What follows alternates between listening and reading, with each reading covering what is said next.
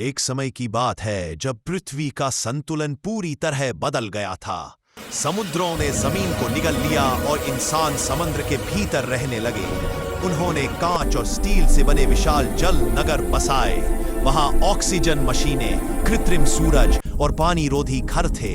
लोग मछलियों की तरह तैरकर एक दूसरे से मिलने जाते।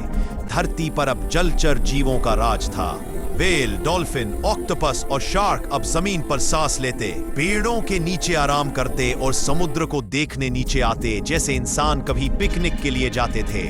ऋषभ नाम का एक युवा वैज्ञानिक समुद्र के नीचे रहता था। उसे हमेशा यह सवाल सताता, हम जमीन पर क्यों नहीं रह सकते।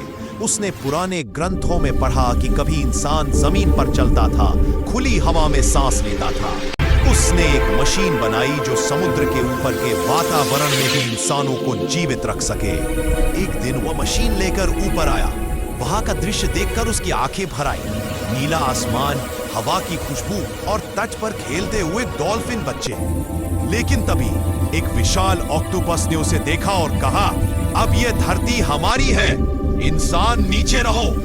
ऋषभ डर गया पर बोला, हम एक साथ रह सकते हैं जैसे पहले रहते थे। धीरे धीरे इंसान और जलचर दोनों ने समझौता किया।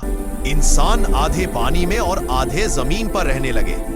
दोनों एक दूसरे की दुनिया का सम्मान करने लगे। ऋषभ के साहस ने उन्हें एक नई दिशा दी, एक ऐसी दुनिया जहां समुद्र और जमीन दोनों एक समान घर थे और कोई किसी का दुश्मन नहीं था।